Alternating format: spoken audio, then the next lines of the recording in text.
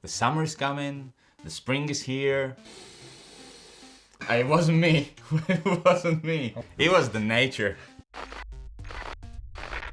In this video we're gonna rank the best nature, wildlife, animal, almost anything nature-ish. We're gonna rank them from 1 to 10, from the best to the worst. No, from the 10 to 1. To the 10 to 1, to the worst to the best. Worst weren't ranked. So from best to very best. We had a list of all the games we can imagine that could fit this category. We each ranked them separately and then meshed those results together, and we have not seen the results until this point. Yes, he's gonna be disappointed, I can tell. I'm always disappointed with his choices. Life choices, not only board game choices. Oh, okay. It's a good time to mention we haven't played all the nature-themed games, sadly, yet.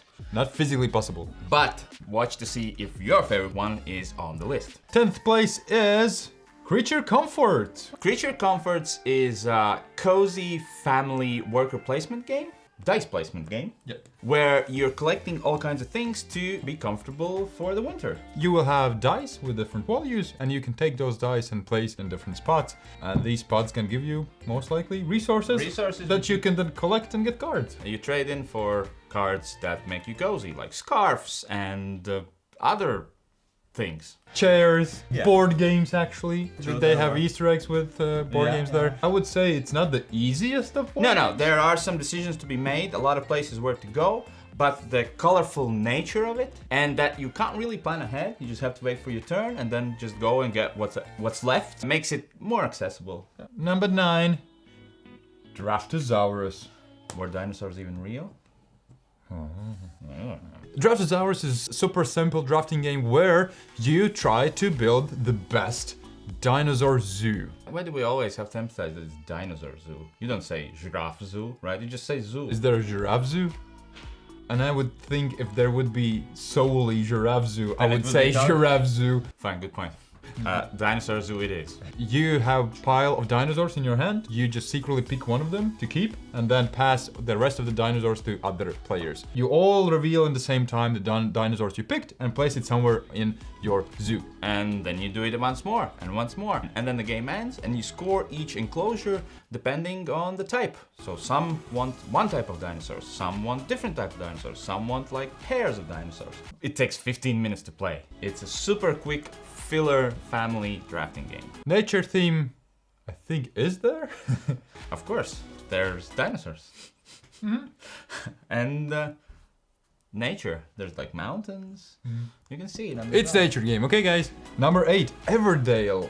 Everdale is a pure worker placement game and tableau building. Yeah. So not pure. It's almost pure worker placement game with some tableau building. You try to build a city with different critters and creatures that all have their like purpose, work. They do stuff for you. When you do that by placing cards in your tableau. Well, basically in front of you. Tableau means, I think, in front of you. You mentioned the buzzword worker placement as well. You have your animals that you can send to different spots on the map and get resources from those spots. But when somebody goes there, most likely nobody else can go. So you just wanna rush and get to the spots that you really want and need. Yeah, and those spots will give you resources, and later on you can spend those resources to play the previously mentioned cards. It's a very gorgeous looking game. Artwork is 10 out of 10. And nature for sure. Even though it's anthropomorphic. 7, Canopy. This is a 2-player game, and each player will build their own forests. You'll be collecting animals and plants and building trees as high as you can. On your turn, you will pick up one pile of cards. But before you choose which one, you can sneak peek. But if you sneak peek in a pile and don't choose it, you will add a card there so the other players will have better choices. You just use all the cards that you just picked up, and there might be good cards or bad cards. It's up to you which pile you choose. But essentially it's a set collection game, a little bit of a push your luck game as well. What does a set collection mean? Set collection means, for example, you have one of this plant, and it says if you have 3 of this plants, it's gonna score you 7 points. Because it's a set. It's a set, but if you have only one of this plant, it scores you nothing. Or minus points even. Whoa. There's tons of interaction here. It's a simple 2-player game, but you're leaving cards there. You wanna screw with the other player and place bad cards for them to pick up and ruin their sets. An interesting interaction. Spirit Island.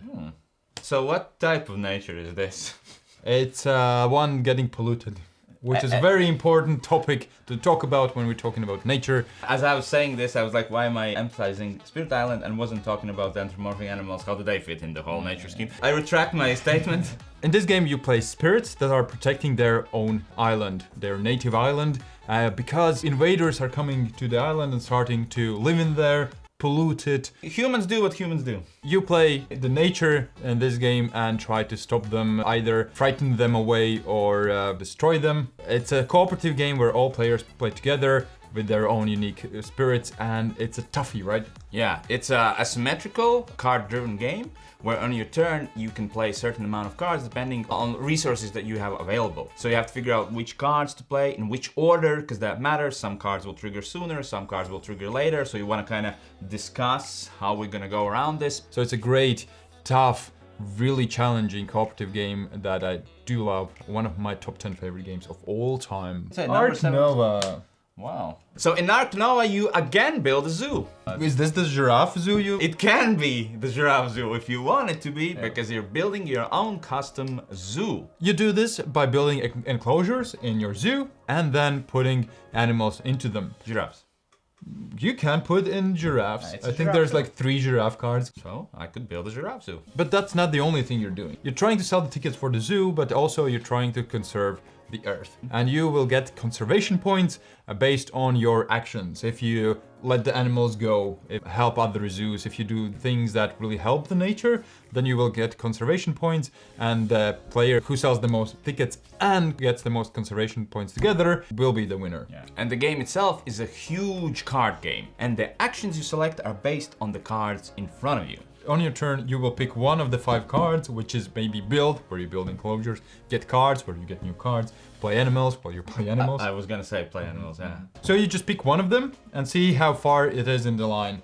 Do that action as strongly as the place where it was, and then move it back to the first spot. Like this, you try to get the action you want to use further in the line so it gets stronger. Yeah. The longer you don't do an action, the stronger it gets when you finally do it. Yeah. That is the most unique part that I don't think I've seen anywhere else, really. Yeah. Number 4, Wingspan. Wingspan. Well, Wingspan is Family Plus, which means it's a bit heavier than your average family game, like Creature Comforts or Draftosaurus. Essentially, it's action selection game. What that means is you will pick an action and do that action. And after you've done that action, you will trigger all the birds that are in that action's line. That sounds super complex and complicated. So you build your aviary, just play birds, use their actions. The more birds you will have, the cooler powers you will have, and they will combo with one another. And the best part is that each bird there will have a description about what it is, flavor text there, which makes it go up in this nature top for sure. For me personally, these games are just better games, but for nature, the Wingspan is better. Yeah, it features real animals. ARNO also has real animals. However, the cards don't have this little sentence where it explains what type of animal, why is it special, any trivia about it. It's just the picture of the animal and the name of the animal. It's nice and neat, and for a nature list, it for sure bumps it up. Number 3, Cascadia. Cascadia is a simple tile laying game. Each player will build their own terrains with animals on them. On your turn, you pick an animal token and a land tile that you add to your terrain. These tiles and tokens will always be matched together, so you have to pick a pair of them, and you will score points based on the larger territories. You have a large forest, you will get a lot of points for that, and you will also get points for the animal tokens. And each animal, each game has a unique card that tells you how it scores. And congratulations, now you're ready to play Cascadia. That's almost all the rules. You're really ready to play it, and that's why it's so simple to get to the table. I can play it with anybody at any time. So it's really lovely, really nice theme, and works great. Number 2, Life of Amazonia. Oh yeah. So Life Amazonia is a big game. It's essentially a deck building game. You have a bag of tokens at the start of the game that you'll be pulling out, and that will let you do actions. And as the game goes by, you'll be adding more tokens to the bag that will let you do more and better actions. Same we talked about Cascadia. You're building your terrain and adding animals there. Also some trees and plantations, and they score almost the same way as you do in Cascadia. Each animal will score in different patterns, and you will try to score the maximum points. On top of that, there are also extra cards you can buy, actions you can upgrade, scoring you can upgrade. There's so many things, a lot of tokens you can buy. So it is a way more complex game. Maybe not rules-wise, but choice-wise. Any guesses? You have 3 seconds. No, I two, got nothing. 3.